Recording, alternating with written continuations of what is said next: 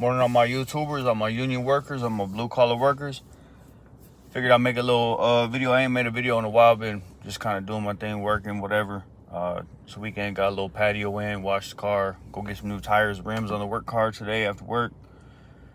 Other than that, it's been pretty smooth sailing. I was thinking about something. So the whole reason I made this channel was to try to help give out some information so people could see there's opportunities out there. That's the whole purpose behind it. Just because I felt blessed that I found this the union situation as a union pipe fitter, if I would have never heard about this, who knows where my life would be right now. So it's definitely helped me a lot. I just want to see other people get that same opportunity and find a career that they can shine and that they can excel and be the best they can be. So I've been getting a lot of comments lately, some good feedback. There's a lot of people that have applied for union, got in the union, people being appreciative, and I definitely appreciate that. Like I said, man, I do this for you guys. Hopefully, I'm just trying to reach as many people as possible and give them opportunity. So a lot of the questions I get from guys that are saying that they did get into the apprenticeship, they're starting the apprenticeship, is like, what's some advice? What are some things that I can do? So I just figured I'd make a little video on that. Really, it's about networking. Like, once you get into the union, or I guess any situation, any job you get into, it's all about making connections and networking. Like, that really will help you advance and build a good base, build a good ground. So that's always been kind of my idea on how things work. Is if you got a good base, you can always build off that. If you don't have a stable base, then nothing's ever going to be stable. It's always going to be a little bit tippy. So once you get into the union, once you get into an apprenticeship, once you start a new job, whatever you're doing, once you start working towards a career path, the people that you come in contact with, they're going to affect you one way or another. And so with me, for instance, just this weekend, so a lot of guys, if you've been watching my videos, you know I worked a weekend job for a long time. Whatever that weekend job went under, the company went under. So I haven't had a weekend job for, I don't know, it's been about a month now. It hasn't really affected me yet because it's summertime. I don't have school, so I'm getting full paychecks. I got my raise, getting journeyman rate. So the money's kind of equaled out a little bit to where I haven't had to work a weekend job. But I got school coming up in about a month. We're gonna go to 1 day a week, so I'll probably still be making more than I was last year. But either way, I'm still planning. I think I should get a weekend job just to keep making more money, keep making progress.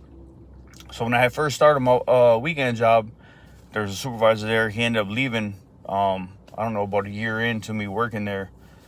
And I don't know, he had a fallout with the company, whatever. He left. But apparently, I haven't talked to him in a while. Like, I don't know, he hasn't really said nothing to me. I ain't said nothing to him. We just both kind of went about our ways. So he had hit me up this weekend out the blue, like, hey, I heard that J&E went under. I said, yep, it's been about a month ago, whatever, kicked it back and forth a little bit. He said, hey, well, I just started this job.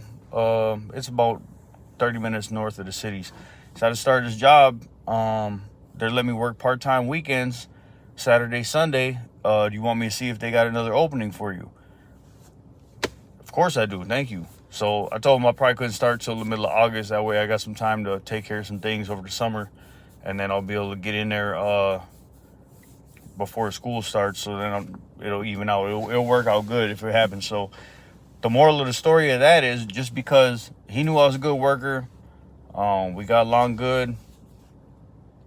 When something came up, he reached out to me. Like, he didn't have to do that. I didn't ask for that, nothing. And it's the same thing in the union. Like, once you get in, once you're an apprentice, like, you're really making a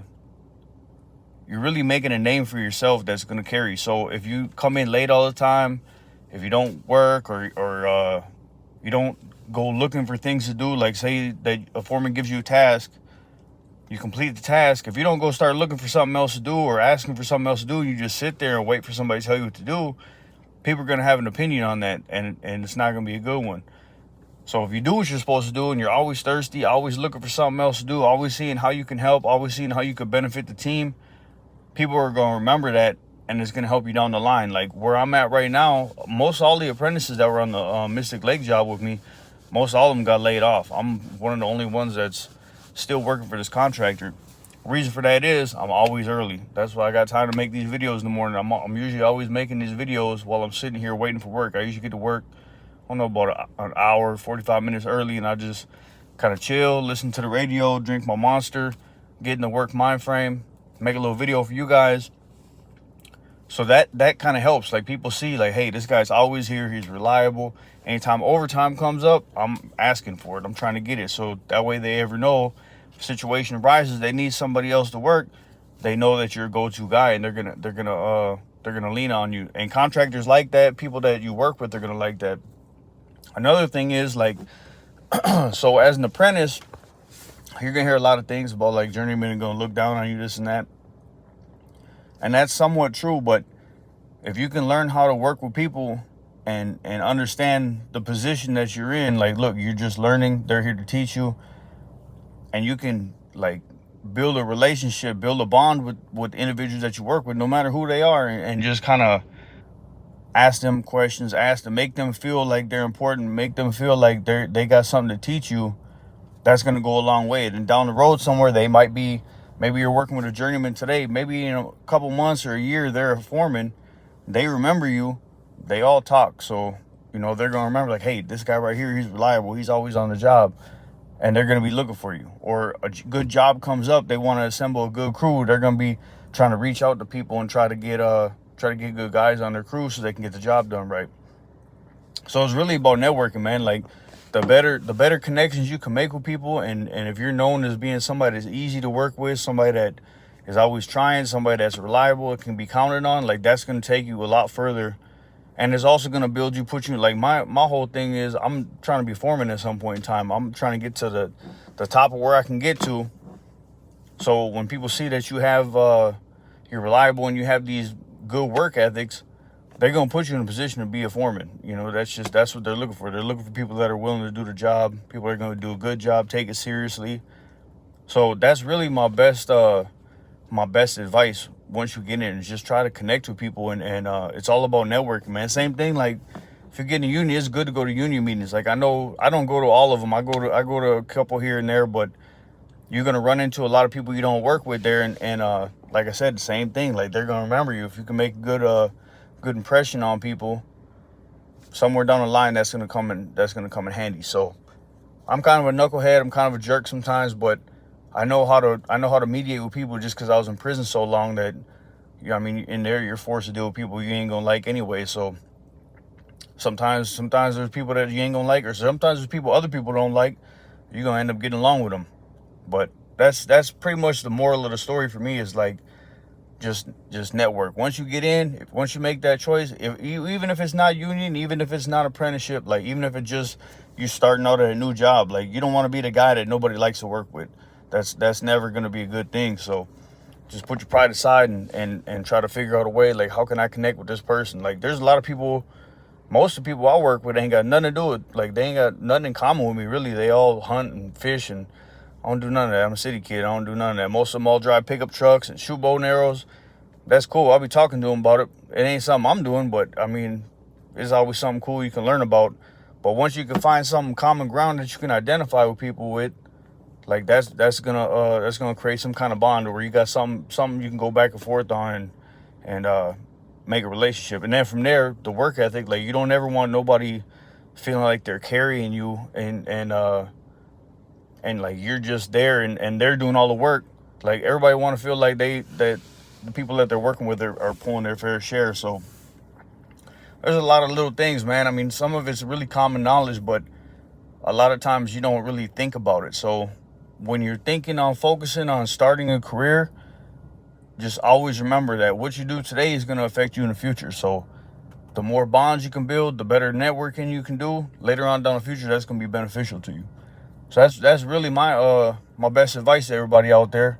At the same time, this YouTube channel right here, this is networking for me. Like the more this gets out there, the more people can get it. Like we all on the same grind, man. We all on the same hustle. We all trying to get to the better place. Anybody that's watching my videos, I feel like you're already taking the first steps of trying to better yourself. So, you know, the best thing you can do, if these videos help you even a little bit, best thing you can do for me in payback, share these videos. Get more people, tell more people about it. Let's give more people these opportunities, man. Let's show people that there's other ways out there, that you ain't got to go to college to make money. You ain't got to go the hard way and go have some professor that he maybe didn't even do nothing in his life try to tell you how to live your life. You can live your own life, man. You can do what you want to do. So pass it on. Let this knowledge get out there. Let's get some more people working in the trades. I know there's a lot of building stuff coming up, so there's definitely opportunities, definitely openings. Everybody out there, I'm proud of you if you doing what you're supposed to be doing, man. I just want to see everybody do good. So with that, I'm gonna kick back, drink these little monsters, and hope everybody have a good day out there.